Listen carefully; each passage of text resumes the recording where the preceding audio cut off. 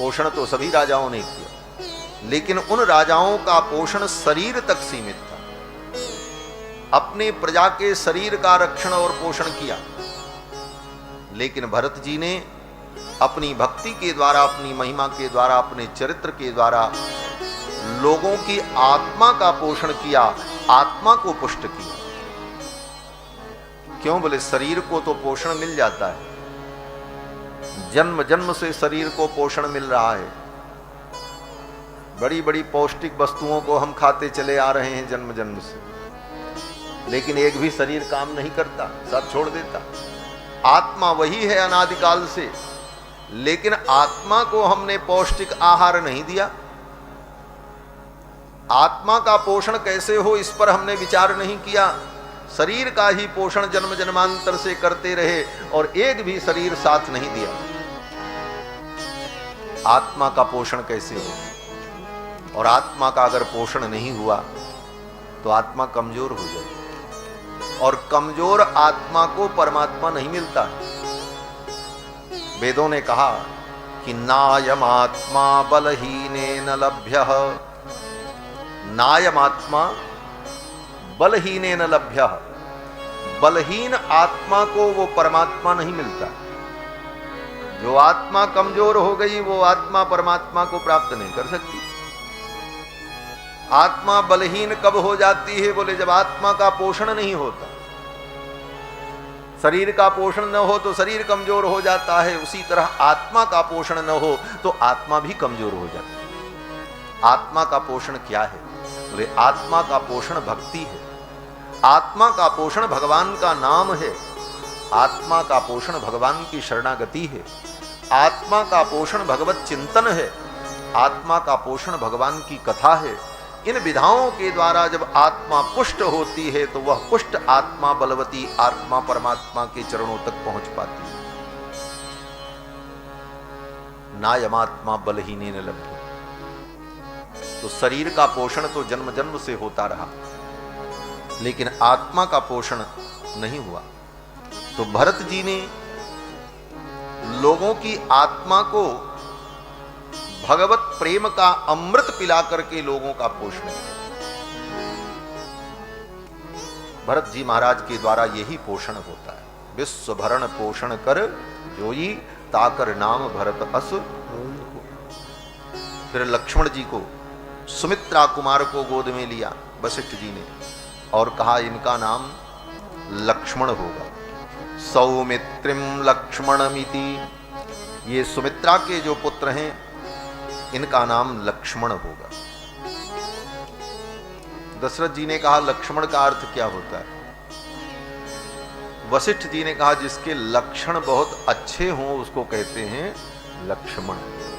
सीधा सीधा अर्थ, जिसके लक्षण बहुत अच्छे हों उसको कहते हैं लक्ष्मण। लक्षण धाम राम प्रिय सकल जगत आधार, गुरु वशिष्ठ तेहि राखा लक्ष्मण नाम उदार। जिसके लक्षण बहुत अच्छे। क्या लक्षण है इनके? बोले कौन सा अच्छा लक्षण है? वशिष्ठ जी ने कहा इस बालक का लक्षण इतना अच्छा है कि ये लक्षण बता रहा है कि अपने बड़े भाई रघुनंदन के चरणों का ये सेवक होगा, अपने प्रिय रघुनंदन का अत्यंत स्नेह भाजन होगा। लक्षण धाम राम प्रिय, और ये सकल जगत के आधार हैं। सकल जगत के आधार कौन है? शेष जी महाराज, जो सारे जगत को अपने फण पर धारण करते हैं। और वे भगवान शेष ही लक्ष्मण जी के रूप में प्रकट हुए। सतयुग में ये शेष हैं, त्रेता में लक्ष्मण हैं, और द्वापर में यही श्री बलराम जी हैं, बलदेव भैया, और कलयुग में यही शेष जी महाराज रामानुजाचार्य के रूप में प्रकट हुए, जिन्होंने सारे संसार को भक्ति का मार्ग बताया, प्रपत्ति का मार्ग बताया। आदौ जगदाधार शेषः, तदनु सुमित्रानंदन वेश, तदनंतर तदुपरि धृतहल मुशल विशेष। और द्वापर युग में हल मुशल को धारण करने वाले वही बलराम बलदेव के रूप में प्रकट। तदनंतर मभवत गुरु रेशः, और फिर इस कलयुग में वही आचार्य रामानुज के रूप में प्रकट हुए। भजयति राजम भजयति राजम भजयति राजम भवभीरो, भजयति राजम भजयति राजम भजयति राजम भवभीरो, भजयति राजम भजयति राजम भजयति राजम भवभीरो, भजयति राजम भजयति राजम भजयति राजम भवभीरो, भजयति राजम भजयति राजम भजयति राजम भवभीरो। आदौ जगदाधारः शेषः, आदौ जगदाधारः शेषः, तदनु सुमित्रानंदन वेशः, तदनु सुमित्रानंदन वेशः, तदुपरि धृतहल मुशल विशेषः, तदुपरि धृतहल मुशल विशेषः, तदनंतर मम गुरुवेशः, तदनंतर मम गुरुवरेशः, भजयति राजं भजयति राजं भजयति राजं भवभीरो, भजयति राजं भजयति राजं भजयति राजं भवभीरो। संत्यज सकल मुपायाचरणं, संत्यज सकल मुपायाचरणं, ब्रज रामानुज चरणौ शरणं, ब्रज रामानुज चरणौ शरणं, पश्यसि तमसः पारं नित्यं, पश्यसि तमसः पारं नित्यं, सत्यं सत्यं पुनरपि सत्यं, सत्यं सत्यं पुनरपि सत्यं, भजयति राजं भजयति राजं भजयति राजं भवभीरो, भजयति राजं भजयति राजं भजयति राजं भवभीरो, भजयति राजं भवभीरो, भजयति राजं भवभीरो। देखो, वैष्णव सिद्धांत में आचार्य की बड़ी महिमा कही गई। भगवान शंकराचार्य कहते हैं भज गोविंदम गोविंदम भज मूलम। भज गोविंदम, हे मूढ़मते गोविंद का भजन करो। और हमारे आचार्य कहते हैं गोविंद का भजन तो हम करते ही हैं, गोविंद का भजन करना भी चाहिए, लेकिन गोविंद परम स्वतंत्र है। परम स्वतंत्र न सिर पर भावई मन ही करहु तुम सोई। आपको अच्छा लगे तो आप कल्याण करोगे, आपको अच्छा नहीं लगेगा तो नहीं करोगे, हम क्या कर सकते। भगवान परम स्वतंत्र है, इसका उदाहरण भी दिया। चित्रकूट में जाकर भैया भरत ने राम जी की शरणागति की, लेकिन भरत जी के अंदर सारे दिव्य गुण विद्यमान थे, लेकिन भरत जी की शरणागति को जिस अर्थ में भरत जी शरणागति करने गए थे, उस विषय को राम जी ने स्वीकार नहीं किया। प्रमाण है, आचार्य वर्णन करते हैं कि भरतस्य समीचीनमपि असमीचीन जातम। भरत जी के अंदर सारे समीचीन गुण विद्यमान थे, लेकिन भरत जी की बात को भगवान ने नहीं माना। भरत जी कहते रहे कि आप अयोध्या लौट चलो। राम जी ने कहा हम नहीं जाएंगे। भरत जी ने कहा हम यहीं पर अनशन करेंगे, अन्न जल त्याग करके प्राण त्याग देंगे। भगवान श्री राम ने कहा सब कुछ संभव है, लेकिन मैं अपनी प्रतिज्ञा का त्याग नहीं कर सकता। अपने पिता को सत्यवादी सिद्ध करने के लिए मुझे वन में रहना पड़ेगा, मैं लौट करके नहीं जाऊंगा। इसके अतिरिक्त तुम्हें जिस कार्य से संतोष हो वो मैं करने को तैयार हूं। तो भगवान इतने स्वतंत्र है, भगवान निरंकुश है, उन पर किसी का अंकुश नहीं। ये चाहे जितना वर्णन कर लो, लेकिन भगवान भगवान है। भगवान की महिमा को, इस महिमा को अगर हम भूल जाएं तो नारद जी कहते हैं तद विहीनम जाराणामिव। भक्ति सूत्र में नारद जी भक्ति सूत्र में कहते हैं भगवान की इस निरंकुश महिमा को भूलकर यही समझ लो मेरे दुलारे प्यारे हैं, हम कुछ भी व्यवहार इनके साथ करें और जैसे भी हम चाहेंगे वैसा ये करेंगे। बोले इस बहुत गफलत में भी मत रहना, वो भगवान है। तद विहीनम जाराणामिव। तो कहते हैं भगवान का भजन हम करें, भगवान कृपा करें न करें, ये तो भगवान के ऊपर निर्भर करता है। तो हमारे आचार्यों ने कहा फिर भगवान से भी बढ़ करके जिसकी महिमा है, बोले भगवान से भी बढ़ करके किसकी महिमा है? बोले गुरु की महिमा, आचार्य की महिमा। गुरु गोविंद दो खड़े काके लागो पाए, बलिहारी गुरु बाप ने जिन गोविंद दियो बताए। तो भगवान परम स्वतंत्र हैं, निरंकुश हैं। उनके भजन से हमारा कल्याण होगा कि नहीं होगा इसमें तो संदेह हो सकता है, लेकिन जो हमारे आचार्य हैं, आचार्य तो कृपा निधान होते हैं, आचार्य सदा अनुग्रह करते हैं। इसलिए आचार्य के चरण में ही हम आश्रय ले लें। भजयति राजम भजयति राजम भजयति राजम भवभीरो। हे भवभीरो, संसार के भव सागर से भयभीत प्राणियों, भजयति राजम, आचार्य के चरणों का आश्रय लो। भजयति राजम भजयति राजम भजयति राजम भवभीरो। कोई दूसरा उपाय न करें, कहते मत करो। संत्यज सकलम उपायाचरणम, आत्म कल्याण के जितने उपाय हैं उन्हें छोड़ दो। संत्यज सकलम उपायाचरणम ब्रज रामानुज चरणौ शरणम। आचार्य के चरणों की शरण ग्रहण कर लो, निश्चित कल्याण हो।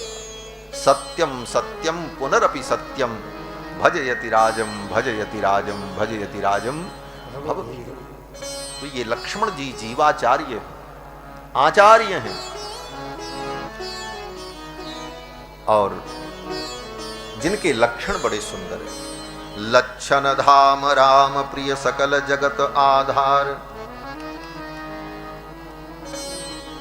आगे महर्षि वाल्मीकि ने यह भी कहा कि लक्ष्मणो लक्ष्मी संपन्न। ये लक्ष्मण जो है ये लक्ष्मी संपन्न है। कौन सी लक्ष्मी है लक्ष्मण जी के पास? लक्ष्मणो लक्ष्मी संपन्न। अगर देखा जाए तो लक्ष्मण जी के पास तो कोई संपत्ति नहीं है। राम जी अयोध्या के राजा, भरत जी अयोध्या के युवराज, शत्रुघ्न जी मथुरा के राजा बन गए, लेकिन लक्ष्मण जी तो महामंत्री भी नहीं बन पाए, न सेनापति बने, न कोषाध्यक्ष बने। बड़े बड़े पद थे, लेकिन लक्ष्मण जी ने कोई पद नहीं लिया। पूरी रामायण आप पढ़ो, कहीं भी लक्ष्मण जी को कोई पद मिला हो? कोई पद नहीं। चाहते तो मिल जाता, लक्ष्मण जी ने कभी चाहा ही नहीं। क्यों? बोले लक्ष्मण जी ने जिस पद को पा लिया है उस पद को पाने के बाद किसी पद की चाह रह ही नहीं जाती। वो पद क्या है? बोले वो राम जी का पादारविंद है। हमारे आचार्य वर्णन करते हैं कि स्थिते रविंदे मकरंद निर्भरे मधुव्रतो नेक्षुरकम हि वीक्ष धनम मदीयम तव पाद पंकजम कदानु साक्षात करवाणी चक्षुषा। आचार्य चरण कहते हैं कि स्थिते रविंदे मकरंद निर्भरे, कोई भंवरा जो कमल पुष्प पर बैठकर कमल के रस का पान करता हो, स्थिते रविंदे मकरंद निर्भरे, जो उस कमल के मकरंद पर निर्भर है, कमल के मकरंद का पान करता है। स्थिते रविंदे मकरंद निर्भरे मधुव्रतो, ऐसा जो मधुव्रत है, जिसने कमल के रस के मधु को पीने का ही व्रत बना लिया है, नियम बना लिया है, दूसरा रस हम पिएंगे ही नहीं, हम तो कमल पराग का ही पान करेंगे। मधुव्रतः, ऐसा जो मधुव्रत है, भ्रमर है, वह मधुव्रत, उसके सामने एक बाल्टी गन्ना का रस ले जाकर के रख दो, जिस पे मक्खियां दौड़ रही हों उस गन्ने के रस पर, तो क्या वो भंवरा अपने उस मधुव्रत का त्याग करके उस गन्ने के रस की ओर आकृष्ट होगा? कदापि नहीं। आचार्य कहते हैं, तवामृतस्यन्दिनि पाद पंकजे निवेशितात्मा कथमन्य दीक्षति, स्थिते रविंदे मकरंद निर्भरे मधुव्रतो नेक्षु रसम ही वीक्षते। वह मधुव्रत उस इक्षु रस की ओर देखता भी नहीं है, पीना तो दूर की बात है। तो लक्ष्मण जी महाराज ऐसे मधुव्रत हैं, जिन्होंने राम जी के चरणारविंद के रस को पिया है, उस पद को पाया है, इसलिए कोई आकांक्षा उनके लिए बची ही नहीं। इसीलिए कभी कोई आकांक्षा लक्ष्मण जी में हुई नहीं, कोई पद कभी चाहा नहीं लक्ष्मण जी।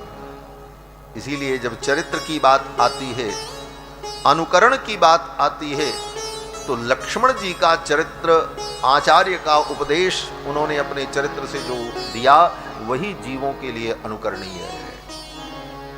लक्ष्मण जी महाराज कभी किसी पद की कामना नहीं करते। फिर इनके पास संपत्ति क्या है? वाल्मीकि जी कहते हैं, लक्ष्मणो लक्ष्मी संपन्न। लक्ष्मण जी लक्ष्मी संपन्न है। कौन सी लक्ष्मी इनके पास है? बोले लक्ष्मण जी के पास जो लक्ष्मी है वो किसी के पास नहीं है। क्या लक्ष्मी है? बोले लक्ष्मी माने धन की अधिष्ठात्री देवी। वह लक्ष्मी भी किसको अपना धन समझती है? विचार करो। जिस लक्ष्मी की लोग पूजा करते हैं, आरती उतारते हैं, दीपावली में बड़ा मनाते हैं, लक्ष्मी कृपा करे मेरे घर में चल करके आवे, वह लक्ष्मी भी जिन भगवान के चरणों को अपना धन समझकर पकड़ करके बैठी रहती है, कभी छोड़ती ही नहीं। लक्ष्मी भगवान के चरणों को पकड़ करके बैठी रहती है। क्यों? बोले जानती हैं असली धन ये है। ये दुनिया के लोग पागल हैं जिस धन के लिए परेशान है। असली धन तो इनका चरणारविंद है।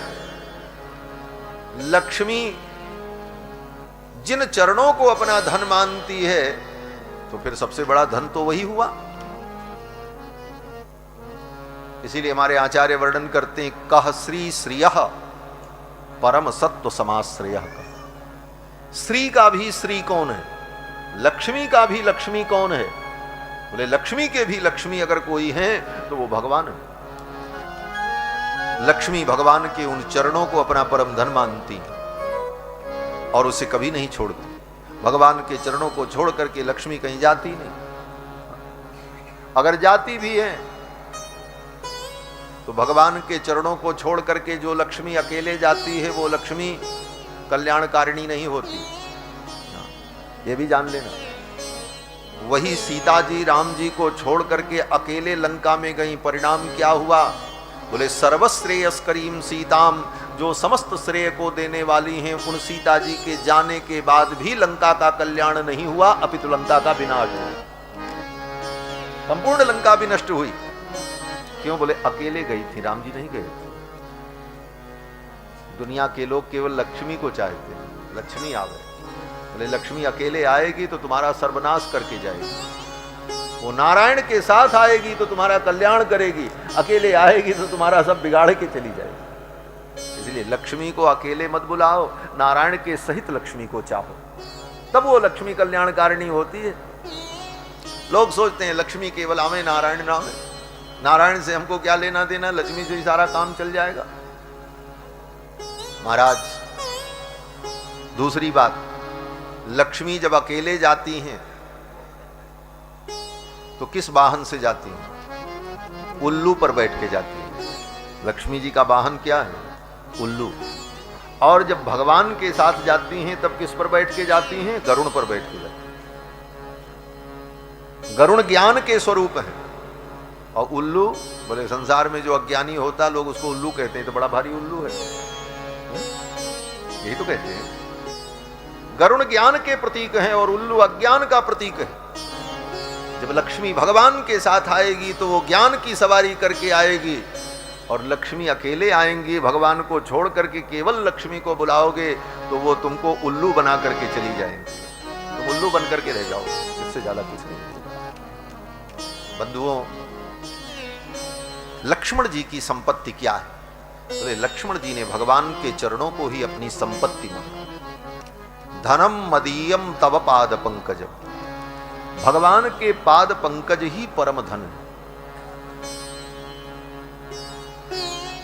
और लक्ष्मण जी सदा उस धन को सजो करके रखते। और लक्ष्मण जी को यह समझदारी कब आई? बड़े हुए तब समझे? कहते नहीं, बचपन से ही। 12 ते निज हित पति जाने, 12 ते निज हित पति जानी, 12 ते निज हित पति जानी, लक्ष्मण राम चरण रति मानी, लक्ष्मण राम चरण रति मानी। 12 ते निज हित पति जाने।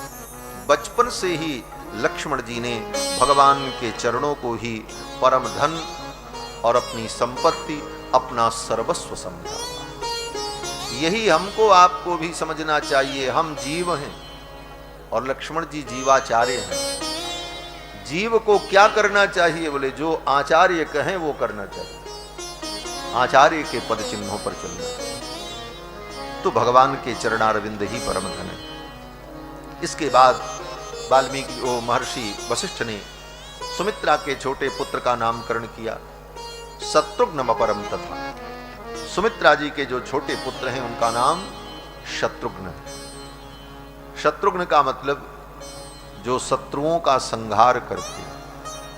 शत्रुघ्नो नित्य शत्रुघ्न नीतः प्रीति पुरस्कृतः।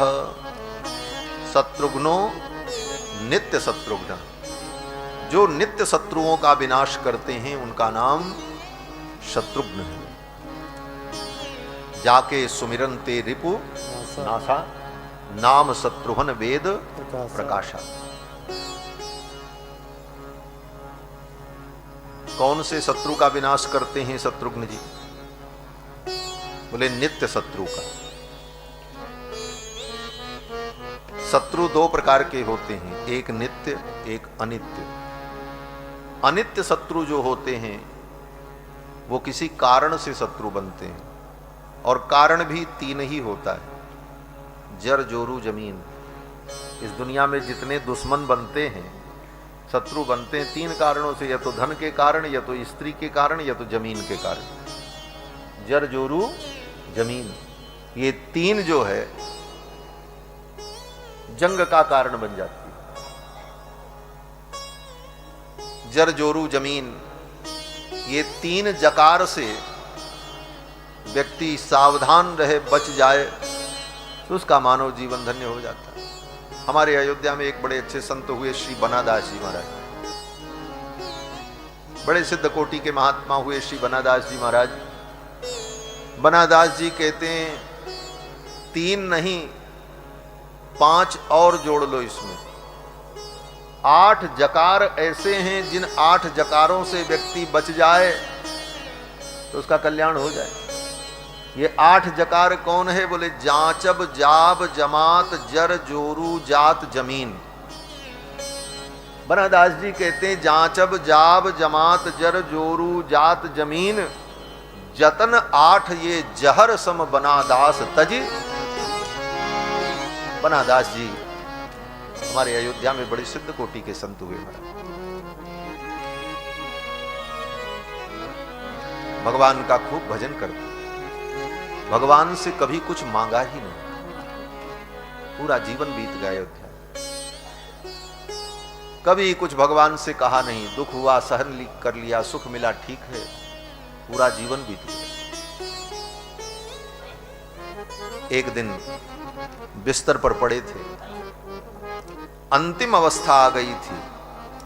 जब अंतिम अवस्था आई, अशक्त थे, बिस्तर पर पड़े थे, भगवान श्री सीतारामचंद्र जी ने प्रकट होकर के श्री बनादास जी को दर्शन दिया अंतिम क्षण में। जब श्री सीतारामचंद्र जी जुगल सरकार प्रकट हो गए, दर्शन दिया, मुस्कुराते हुए भगवान श्री रघुनंदन ने कहा बनादास से, बनादास कुछ मांग लो, तुम्हारी कोई इच्छा हो तो बोलो। बिहस कहे राघव कछु मांगो, मुस्कुराते हुए रघुनंदन ने कहा बनादास कुछ मांग लो। तो बनादास जी ने देखा भगवान की ओर, किशोरी जी की ओर देखा, आंखें भर आईं, एक हाथ भगवान की ओर उठाया, एक हाथ किशोरी जी की ओर उठाया और दिव्य दंपति को आशीर्वाद देते हुए कहा, हे प्रभु ये जोड़ी ऐसे बनी रहे, हमारी किशोरी जी सुहागन बनी रहे, आपके मस्तक पर ताज बना रहे, आप अयोध्या के राजा रहो और मुझे कुछ नहीं चाहिए। ये वैराग्य, ये बना रहे, ये बनी रहे और नित बना बनी में बनी रहे। सिया रानी का अचल सुहागे रहे, राजा राम जी के सिर पर ताज रहे, सिया राम जी के सिर पर ताज रहे, सिया रानी का अचल सुहागे रहे, सिया रानी का अचल सुहागे रहे, राजा राम जी के सिर पर ताज रहे, राजा राम जी के सिर पर ताज रहे। जब तक पृथ्वी अही शीश रहे, जब तक पृथ्वी अही शीश रहे, गंगा जमुना की धारे बहे, गंगा जमुना की धार बहे, नभ में शशि सूर्य प्रकाश रहे, नभ में शशि सूर्य प्रकाश रहे, तब तक यह पानक बना रहे, तब तक यह पानक बना रहे, सिया रानी का अचल सुहागे रहे, सिया रानी का अचल सुहागे रहे। ये बना रहे वे बनी रहे, ये बना रहे वे बनी रहे, नित बना बली में बली रहे, बना बली में बनी रहे, अभी चलती अवध का राजी रहे, अभी चलती अवध का राजी रहे, अभी रल सरयू की धारे बहे, अभी रल सरयू की धार बहे, सिया रानी का अचल सुहागे रहे, सिया रानी का अचल सुहागे रहे, सिया रानी का अचल सुहागे रहे, सिया रानी का अचल सुहागे रहे। प्रेमी जन का बड़े भागे रहे, प्रेमी जन का बड़े भाग रहे, चरणों में नित अनुराग रहे, चरणों में नित अनुराग रहे, सुहागी रहे सिर ताज रहे, सुहागी रहे सिर ताज रहे, नित नित यह पानक बना रहे, नित नित यह पानक बना रहे, सिया रानी का अचल सुहागे रहे, सिया रानी का अचल सुहागे रहे, सिया रानी का अचल सुहागे रहे, सिया रानी का अचल सुहागे रहे, वो महारानी का चली सुहागे रहे, रानी का चली सुहागे रहे, राजा राम जी के सिर पर ताज रहे, राजा राम जी के सिर पर ताज रहे, सिर पर ताज रहे, हाँ ताज रहे, हाँ ताज रहे, हाँ ताज रहे। बोलो श्री सीता रामचंद्र भगवान की। जय। तो श्री बनादास जी ने तो 8 जकार को त्यागने की बात की, लेकिन 3 जकार तो ऐसे हैं जिनके कारण दुनिया में लोग शत्रु बन जाते हैं। जर जोरू जमीन। अगर ये तीनों आप छोड़ दो तो जो आपके शत्रु हैं फिर वो शत्रु नहीं रहेंगे, मित्र बन जाएंगे, आपके अनुकूल हो जाएंगे। तो ये संसार के जो शत्रु हैं वो अनित्य हैं, वो सदा शत्रु नहीं रहते। लेकिन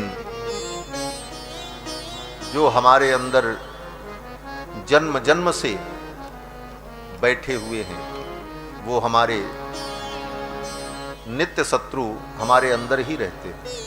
वो कौन है? बोले काम क्रोध लोभ मोह, ये जीव के नित्य शत्रु हैं। और इन शत्रुओं का अगर कोई संहार करता है तो वो कौन करता है? बोले शत्रुघ्न जी महाराज करते। शत्रुघ्नो नित्य शत्रुघ्न, जो नित्य शत्रुओं का संहार करते। जाके सुमिरन ते रिपुनासा, नाम शत्रुघ्न वेद प्रकाशा। शत्रुघ्न जी के चरित्र का चिंतन करो, उनका नाम स्मरण करो तो क्या होगा? बोले जो तुम्हारे अंदर के शत्रु हैं काम क्रोध लोभ मोहादि विकार, वे विकार धीरे धीरे समाप्त हो जाए। चारों कुमारों का गुरुदेव ने नामकरण किया, फिर धीरे धीरे चारों कुमार बड़े होते हैं। भगवान की अनेक दिव्य बाल लीलाएं। यद्यपि महर्षि वाल्मीकि ने भगवान श्री राम की बाल लीला का वर्णन नहीं किया ना। जन्म हुआ, नामकरण, और नामकरण के बाद 2 श्लोकों में ही सब कह दिया महर्षि वाल्मीकि। तेषाम जन्म क्रियादीनी सर्वकर्माण्यकारय। चारों कुमारों के जन्म से लेकर आगे के सारे संस्कार विधि पूर्वक हुए। उन चारों कुमारों में राम जी अपने पिता को अत्यंत प्रिय, और चारों कुमार पढ़ लिख करके वेद के विद्वान हो गए, शास्त्रज्ञ हो गए। 2 श्लोक में ही संपूर्ण बाल चरित्र पूरा धर दिया महर्षि वाल्मीकि। सर्वे वेद विदस्सूरा सर्वे लोक हिते रता। चारों कुमार वेदज्ञ हो गए, विद्वान हो गए, और लोक हित में, लोक कल्याण के कार्य में लग गए। 2 श्लोकों में ही महर्षि वाल्मीकि ने राम जी के संपूर्ण बाल चरित्र को समेट दिया। जय श्री सीता रामचंद्र भगवान की जय। 2 श्लोकों में ही महर्षि वाल्मीकि ने राम जी के संपूर्ण चरित्र को, बाल चरित्र को समेट दिया। लेकिन गोस्वामी जी महाराज तो वर्णन करते हैं कि भगवान ने बहुत बाल चरित्र किया। बाल चरित हरि बहुविध कीना, अति आनंद दासन कहदीना। बाल चरित हरि बहुविध कीना, अति आनंद दासन पर दीना। अति आनंद दासन कहदीना, अति अनंत दासन कहदीना। भगवान ने अनेक बाल चरित्र किए, और गोस्वामी जी ने उन बाल चरित्रों का यत्र तत्र वर्णन किया। मानस जी में, कवितावली में, गीतावली में भगवान के बाल चरित्र का वर्णन गोस्वामी पाद ने किया। भगवान का अनेक बाल चरित्र है। एक बाल चरित्र यह भी है कि एक दिन भगवान चंद्रमा को देख करके मचल गए और मैया से जिद करने लगे, मैया ये चंद्रमा मुझे दिला दो। और जिद की कि ये चंद्रमा मुझे दिलाओ। कबहू की शशि मांगत आर करे, कबहू प्रतिबिंब निहारी डरे। कभी अपना ही प्रतिबिंब देख करके भगवान डर जाते, कबहू करताल बजाई के नाचत, कभी अपने से ही रघुनाथ जी ताली बजा करके नाचने लग जाते अपने पैरों को पटक पटक कर। मैया ने सुंदर पैजन पहना दिया है और पैजन पहने हुए ठाकुर रघुनाथ जी जब चलते तो छुम छुम वो पैजन बजती, तो ठाकुर जी को बड़ा आनंद आता और पैर पटकते जोर जोर से और दोनों ताली बजा करके स्वयं नाचते महाराज। कबहू शशि मांगत आर करे, कबहू प्रतिबिंब निहारी डरे। कबहू शशि मांगत आर करे, कबहू प्रतिबिंब निहारी डरे। कबहू करताल बजाई के नाचत, मातु सबे मन मोद भरे। कबहू करताल बजाई के नाचत, मातु सबे मन मोद भरे। कबहू रिसियाई कहे हट के पुनि, लेत सुई यही लागे अरे। कबहू रिसियाई कहे हट के पुनि, लेत सुई यही लागे अरे। अब देश के बालक चारि सदा तुलसी मन मंदिर में बिहरे। अब देश के बालक चारि सदा तुलसी मन मंदिर में बिहरे। अब देश के बालक। भगवान विविध बाल लीलाओं के द्वारा माताओं को परम आनंद प्रदान करते।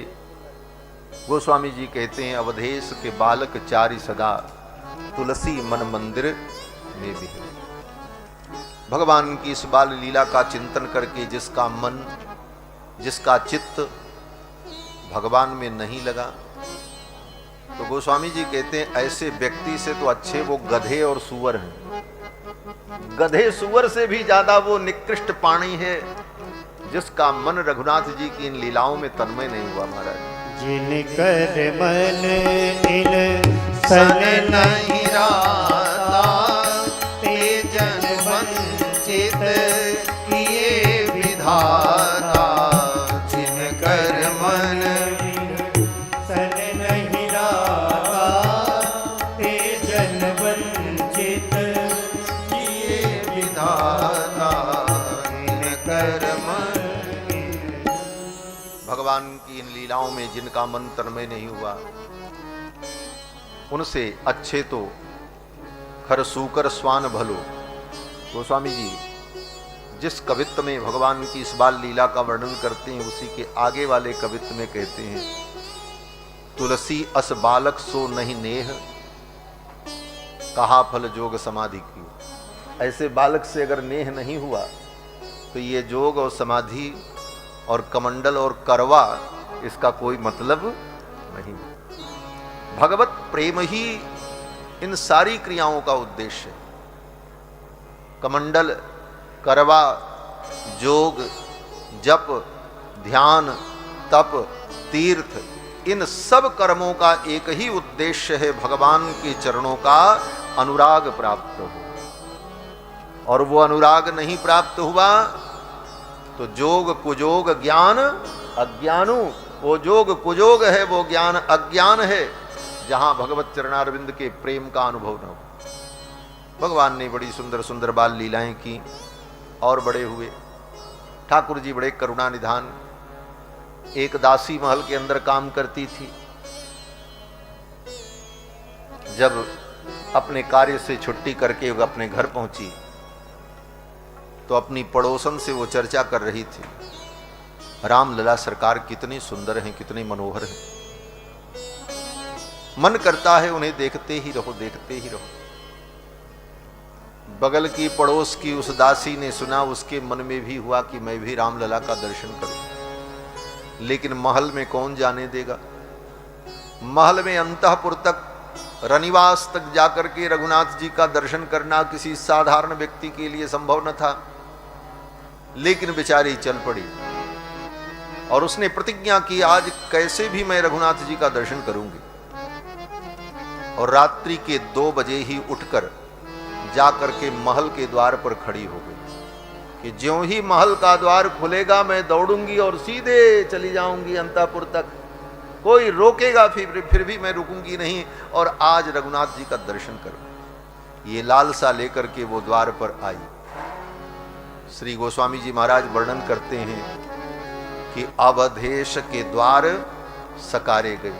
अवधेश के द्वार सकारे गई, सुत गोद के भूपति लैनिक से। अवधेश के द्वार सकारे गई, सुत गोद के भूपति लैनिक से। अवधेश के द्वार पे जाकर के खड़ी हो गई रात्रि के 2 बजे से। भीतर महल में भगवान को चिंता हुई, मेरी एक भक्ता द्वार पर आकर के खड़ी है, वो तो यहां तक आ नहीं सकती, कोई आने नहीं देगा, मुझे ही चल करके दर्शन देना चाहिए।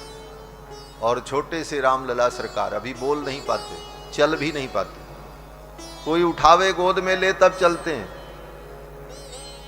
अचानक रघुनाथ जी रोने लगे।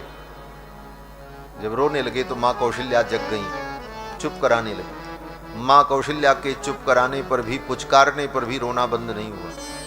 मां केकई जग गई, सुमित्रा जी जग गई, तीनों माताओं ने बहुत पुचकारा, दुलारा, कंधे पर बैठाया, घुमाया, रोना बंद नहीं हुआ। रघुनाथ जी, दशरथ जी की नींद खुल गई। राम जी चाहते थे कि पिताजी जग जाएं। क्यों? बोले हमको रोता देखेंगे तो पिताजी अपनी गोद में ले लेंगे। माताएं जब मुझे गोद में लेती हैं तो मैं माताओं के वश में होता हूं। माताएं जो चाहती हैं वो मुझे करना पड़ता है, लेकिन जब पिताजी हमको गोद में लेते हैं तो पिताजी हमारे वश में होते हैं, फिर मैं जो चाहता हूं वो पिताजी करते हैं। भाव रघुनाथ जी ने सोचा पिताजी जग जाएं, जग गए। दशरथ जी ने कहा महारानी देवी क्या बात है, लाला को क्या हो गया? माताओं ने बताया ऐसे अचानक रोने लगा, बालक चुप ही नहीं हो रहा। दशरथ जी ने कहा लाओ मैं गोद में लेता हूं, और दशरथ जी ने हाथ बढ़ाया, राम जी गोद में आ गए। जब राम जी को दशरथ जी ने गोद में ले लिया तो राम जी को लगा अब हमारा काम बन जाएगा। अब रोते हुए राम जी इशारा करने लगे, ऐसे ऐसे उंगली,